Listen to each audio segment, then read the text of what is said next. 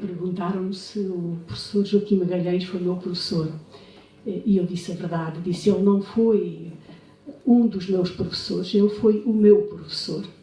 Sem desprimor para os outros, mas de facto ele foi o meu professor. Hoje o professor Joaquim Magalhães transformou-se numa lenda. E é muito bom que tenha sido assim, porque a partir de certa altura ou nós ficamos como lenda ou desaparecemos da memória. E ele ficou como lenda, e ficou como lenda de um professor que foi absolutamente moderno para o seu tempo e que continua a ser o nosso contemporâneo. De certa forma, o professor, nessa altura, os professores impunham-se, sim, eram muito mais respeitados do que hoje. Mas, por vezes, eram mais respeitados pelos seus defeitos do que pelas suas qualidades.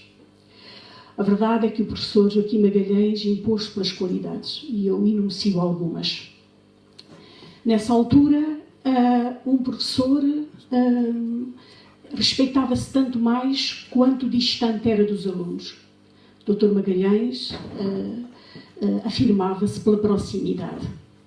Nessa altura, os professores traziam para dentro das escolas aquilo que era o preconceito de casta social que havia lá fora. O professor Joaquim Magalhães foi um humanista. Nessa altura, os professores mantinham, do ponto de vista pedagógico, aquilo que a gente pode dizer que era uma espécie de prolongamento da escolástica.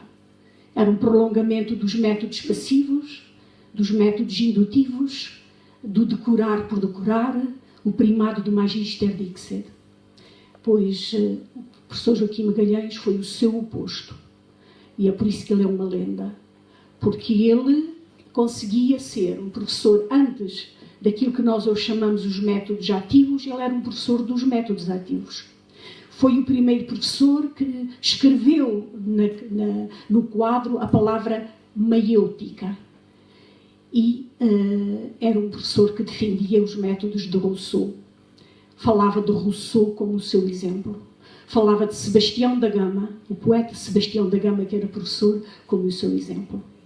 Além disso, professor que, numa altura em que os professores de literatura e de línguas obrigavam a decorar, e muitas vezes não se ia à obra, ele foi um leitor.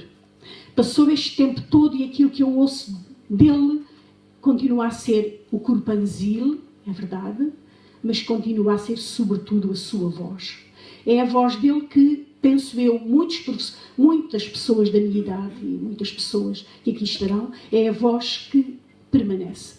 Quando me lembro dele, não me lembro dele, digamos, no seu dia-a-dia propriamente, lembro-me, sobretudo, e atravessa a minha vida, sobretudo, a voz dele dizendo, pela primeira vez que eu ouvi na minha vida, poemas de Fernando Pessoa. Lembro-me perfeitamente que ele colocava a mão, a longa mão, o braço, diante de nós, levantava-o e dizia, chamando assim de longe: vem noite antiquíssima e idêntica. E, como podem compreender, muitas pessoas que depois se afirmaram nas letras e que continuaram como professores e que continuaram como muitos deles, alguns deles se fizeram escritores, têm com certeza esta voz do professor Joaquim Magalhães. Eu pessoalmente devo-lhe imenso. Quando tinha 14 anos, era uma miúda tímida, uma estudante que não era propriamente apagada, mas, enfim, não tinha ponte com ninguém praticamente, e a verdade é que ele teve a possibilidade, teve a intuição de me chamar, de me proteger, levou-me à sua casa, emprestou-me livros seus, levou-me à biblioteca para eu ver quais eram os livros, numa destas estantes, talvez, quais eram os livros que eu deveria ler, e começou a ler pequenas coisas que eu escrevia e deu uma mão até hoje.